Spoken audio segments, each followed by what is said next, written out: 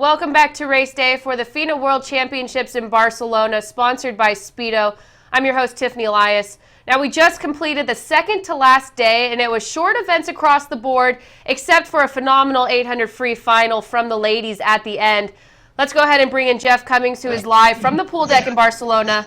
Hey, Jeff, we saw some shocking 50s and some dominating swims tonight, but leave it to Katie Ledecky to close out the day in style with another world record performance. Is she on fire or what? Well, we're all kind of wondering what was going on because as we'll go in depth with, it was just not the race strategy that she usually does, and so everybody was kind of scratching their heads wondering what was happening, if Katie was just a little too tired or what, but that was probably one of the best ways to swim that race, and we'll talk about it more later. Yeah, let's get to that one near the end. To start off the meet, we had 3 final heats, and up first was the women's 50 fly final. Jeanette Odison-Gray held her first place position, 25-2. Dana Vollmer fell to 8th. Jeff, did the placing of this 50 take you by surprise at all? Well, I didn't have any expectations because I'm just not very knowledgeable about the women's 50 fly to say, okay, this person is dominant, this person's dominant. You can't look at the 50 fly and say who's good and who's not. So you just have to go with who's the best sprinter. And I was thinking maybe it was going to be Corma Wijoyo, but she hasn't been like she was at the Olympics last year. So Odison-Gray has been good. Her split on the 100 fly final on the second day was phenomenal. I think it was like 25-6, so or somewhere around there. So just absolutely amazing, and she deserves to win. She's been doing very well at this meet. She did swim the 100 free. I think it would have been interesting to see what she would do, but yeah, it was a very, very good swim having her in there, and then Corma Wijoyo getting bronze, showing a little diversity as well. I was glad to see Odison-Gray stay on top, but do you think, Jeff, that Dana Vollmer is going to look at this meet as a disappointment for her? Well, Tiffany, I'm sure as a swimmer, you've probably gone to a meet and gotten sick. And I have too, and it's one of those things you're not happy has happened, but at least you have a reason for it. At least you know when you look back at the meet, you could say, well, I wasn't feeling my best. I was sick 2 weeks before. And it's hard to get over that and be your best. So it's just probably fuel for next year. It's not a world championship year next year for the Americans. It's just the Pan Pacific Championship, so they won't be racing the entire world. But it's fuel for her, and I hope she doesn't get discouraged by it because to get bronze in the 100 fly when you're sick is pretty special. And I think that she can't get disappointed by this because she's got the medley relay tomorrow to get excited for, and the Americans are going to really need her to put together a special leg against the Australians. Yeah, good point, Jeff. All right, well, after watching an amazing 50 free semifinal yesterday, we knew tonight's 50 would be a dogfight for the men. And Jeff, this is not how I thought the places would play out. I didn't doubt Cesar Cielo, so I'm not that surprised he put together the quickest 50 of the bunch, 21-3. But after him, I could not have predicted this order. Our baby of the group, Vlad Morozov, snatched silver. George Bovell was second, followed by Nathan Adrian. Anthony Irvin, who we thought could take it, got 6th. What was your reaction when you saw the board of placement? Well, I was like, well, good for Cesar. I mean, he's had 2 knee surgeries this past fall, and that's not easy to get over and be at your best in a 50. I mean, you gotta basically have every muscle working at 100% on your body to win in a world championship gold medal. To have knee surgery, I remember talking to him in Santa Clara, and he said he's getting there, and he probably will be ready by world championships, and it looks like it. I mean, 21:32, that's faster than he went at the Olympics last year, and where he was probably having those knee problems. So it says a lot about him. But yeah, talking about second and third, I'm not surprised by Vlad Morozov. He went 21.9 to his feet in the 100 free earlier this week, so he was going to be fast. But George Bovell, I mean, come on, 21.5. That's amazing for him. It's really quite a special swim, and he's been training at Club Wolverine for these past couple months, and it looks like it's working out the time with Mike Bottom, who is a very special sprint coach. So I think George is probably rethinking where he's going to be training for the next 3 years. Definitely. I would say he was probably the biggest surprise in that field. But Jeff, you mentioned before we got started that Cesar Cielo was a little emotional on the awards stand. What was it like? What was it like to see him up there and so emotional about this gold medal? Well, as we all know, we all remember from the 2008 games when he won the 50 free. Right after the race, when he was getting out of the pool, he was just in tears. And then on the award stand, he was in tears, and the crowd was very supportive of that. They were clapping and cheering, and saying it's good and we're behind you. And then the 2009 Worlds, he was crying on the award stand, and he did the same thing in 2011 Worlds. So it's kind of become his trademark. And this time he did it. But I mean, just knowing what he's gone through with those knee surgeries, you have to understand it. I mean, that's probably the worst thing to have to come back from, to go to the World Championships. And he's got to be so motivated now for these next 3 years. I can't even tell you how motivated he is. So, yeah, he let it all out on the award stand. And Brazil's got a long national anthem, so I'd say he was in tears for about a good 2-3 minutes. I personally love seeing a little emotion on the award stand, so yeah, I don't mind it. All right, moving on to the ladies. First shot of the night for a world record, the women's 200 backstroke. Missy Franklin just falls short of her mark, 2:04.7, but still a phenomenal swim, breaking the championship record. The battle for second did go to Australia's Belinda Hawking. Jeff, another gold medal for Missy. Now, watching the race, did you think she had it? There was no question about her winning the race. The record, when she didn't flip under record pace at the 50, I wasn't concerned. When she flipped at the 100 over world record pace, I was concerned. I don't know if maybe she was trying to or just trying to hold back the pace and try to accelerate from that, or just the weeks catching up to her. She's been swimming a lot. I mean, she had this morning off, but maybe that's what hurt her. Maybe she needed a swim this morning. To be able to win by almost 2 seconds, 1.9 seconds, I think, that's just amazing in its own right. Don't look at the time. Just, at the world level, to win a 200 by 2 seconds is quite remarkable, and that just says a lot about her dominance in this event and how much she's going to be dominant in the next however many years she's going to be in this sport. And speaking of another dominant swimmer, moving on to the next semifinal of the night, women's 50 breaststroke, our first of 2 world records set tonight. Ruudolph does it again from the semis, a world record from the Lithuanian champ, 29:48, and behind her, Yulia Efimova and Jessica Hardy. Now, Jeff, we didn't even acknowledge this as a potential world record event yesterday that we could see today, and she does it again in the semifinals. She, like Missy Franklin, I think has established her dominance in the breaststroke. Well, it's not really dominance because Yulia Efimova is right there, but I'm not going to say that it's not as important, but the 50 breaststroke is not an Olympic event, so you've got to look at the 100 and say, yeah, Ruda's dominant. She's the only one under 105 right now in the world until Rebecca Soni comes back. I'm sure that's going to be fuel for her to get under 105. But for the moment, yeah, she is the most dominant sprint breaststroker on the ladies' side, and that was a phenomenal swim. If I had thought Ruda was going to break the world record, I thought it'd been 29.6.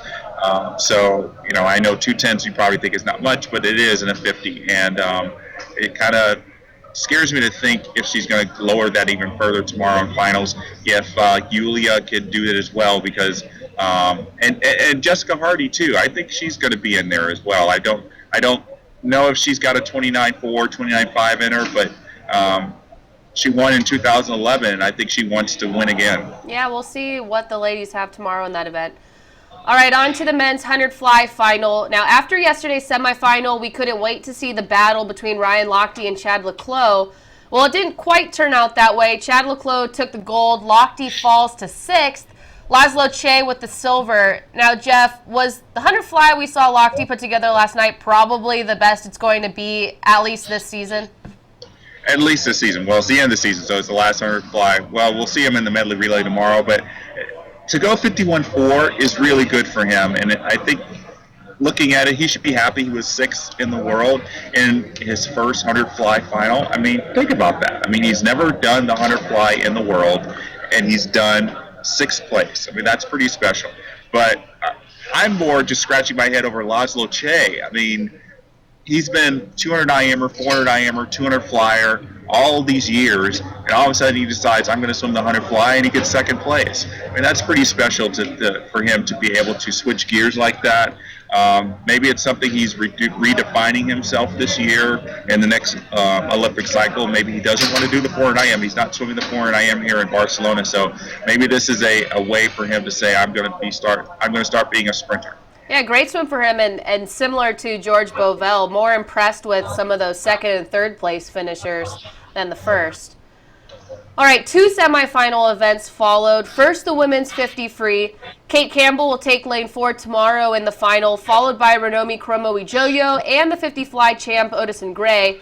Team USA's young sprint stud Simone Manuel will close out the top 8, but veteran Natalie Coughlin will not be joining her. Now, Jeff, there's a larger time discrepancy between the women's top 8 compared to the men, but if you have to make a prediction, who will take the gold tomorrow? I think it's going to be Jeanette. I think she will take the excitement from the 50 fly win and use that. Kromowidjojo, the reigning Olympic champion, hasn't been on her game, so I kind of don't think she's going to factor. Fran also will be in there in the medals. I think the top 3 it's going to be Kate Campbell. Nobody could touch her at this meet, and then Odison Gray, and then Fran also. Yeah, I predict the gold will go to Kate Campbell. But, yeah. Jeff, clear up some confusion for us. Simone Manuel just aged up, but she did break some national age group records. What has been determined with that? Well, to give you a little background, she turned 17 on Thursday, and today is Saturday. On Friday, she turned 17 yesterday, on Friday. And today she went 24.9 in the 50 free. And because she's 17 today, the thought was she would have the 17-18 national age group record in that. And then when she broke it tonight, we were having some people comment that because she was 16 on the first day of the meet, that's what age she is for whatever she does throughout the meet. So we got confirmation from USA Swimming that she is indeed 16 years old for the meet. So any record she sets at this meet will be 15-16. But I'm sure her next long course meet next year, when she will be officially 17 years old, she'll go right after that 17-18 record. Wow, pretty interesting. Well, I would assume that record for the 15, 16-year-old is now going to stay around for a while. And if it doesn't, then that's scary. Yeah, it's scary for everybody else who's looking back at the youngsters doing the 50 freestyle. I bet they're all motivated to say, I'm going to be the next one to break 25. Right. All right, next semifinal, the men's 50 backstroke. We will not see Team USA go 1-2 like they did in the 100. Matt Grievers is tied for 4th, and David Plummer dropped all the way down to 16th. However, France does have the top 2 seeds with Camille Lecourt and Jeremy Stravius. Jeff, can Matt Grievers keep the French from dominating tomorrow? Oh, it's going to be tough. Matt's not a 50 backstroker. No American is a 50 of anything except for freestyle. So the French, all the Europeans, they train for these 50s. They love them. So, and the French Lecourt and Stravius have got the crowd behind them. There's going to be a lot of French support behind them, and I think that'll carry them. But that said, Matt Grievers is 6'8". And Stravius is only about 6'2", 6'3". I think Lecourt is about 6'5". So those extra few inches that Grievers has, if it's close, hopefully his 3 inches, 4 inches will help him. Yeah, that will be a fun one to play out. And it's a good point. It's USA, we don't focus on those 50s, so the fact that we are competitive in them is great within and of itself. Yeah. All right, last event of the night, and the one I was looking forward to the most, women's 800 free final. Now, as we predicted, it would be Katie Ledecky and Lotte Friese in the top 2. Ledecky only out in a 4:06, dang near even split to break the world record, 8:13.86. And I say only out in a 4:06 because we figured she'd be about a 4:04 or so. Honorable swim, though, from Lotte Friese, 8:16. Now, Jeff, Friese was out first at the 400. You talked about how this was a little bit of a different strategy from Ledecky. Did you think we were going to see an upset here watching the race? Yeah, I really thought so, because it just was very strange how Katie was not in the lead. She is, every race we've seen her at the international level, which is the Olympics and World Championships now, she's always in the lead in the 400s, the 800s, and the mile. So I guess her coach, Bruce Gemmell, who's here, said, let's try something different. Let's give Lotte the confidence that she thinks she's going to win, and at the 500 just turn on the juice, and that's what Katie was doing. Her splits were getting faster, and she was building it.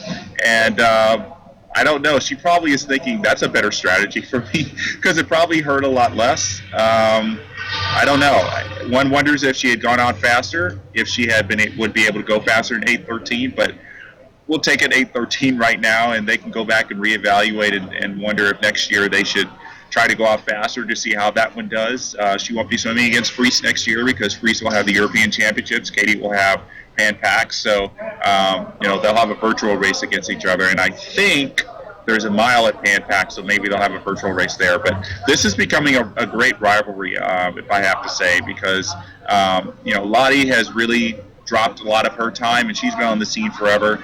I think she knew she had to do that to be competitive with Katie, and I have to be, we're talking about Katie because she's the one who won, but Lotte Fries is doing some amazing things this year. Yeah, unbelievable year for her. It's some of those, like we said, some of those second and third place finishes have been so impressive. But got to give it to Katie Ledecky, her second world record of the meet, and the women once again closing up on fire. Now, I hate to say it, but only one more day to go, Jeff, and it's only finals heats tomorrow. The men will start with the 50 backstroke, 400 IM, 1500 freestyle, and the ladies have the 50 breaststroke, 50 free, 400 IM. Both will finish up the meet with the 4x100 medley relay. Jeff, what are you looking forward to the most tomorrow? I'm looking forward to that men's 400 IM. Chase Kalish is the only swimmer on the U.S. team who has not swum at all, and is that going to be unfortunate, or is that going to play in his favor? So, I've seen him getting in the pool and warming up, and I've been impressed with how he's looking. But it's just a matter of, has just sitting around been kind of not good for him? Luckily, he's had Bob Bowman here, who knows Chase very well and knows how to get him ready for a race that's on the last day. So let's see how he does. I think when he saw that Kosuke Hagano didn't perform as well in the 200 IM as many thought he would, I think he thought the door was open for him. I really think there's a sub 410 in Chase Kalish, and I think on this level, I think that's where it's going to happen. And he's obviously going to have to do that to beat Kosuke, and I think that's going to be a great battle. They're both about the same age, I think. So it's great to see these teenagers taking the lead in the 400 IM. Yeah, really fun. Well, one more day to go. Jeff, thanks for joining us again, and appreciate your analysis as always. We'll see you tomorrow after the final day of the World Champs. Will do. Thanks, Tiffany. All right, that's it for race day. Make sure to go to our event landing page on Swimming World TV, where we house all of our coverage, results, analysis, interviews, and much more. Follow us on Facebook and Twitter as well. I'm Tiffany Elias. We'll see you tomorrow for the last day of the World Championships.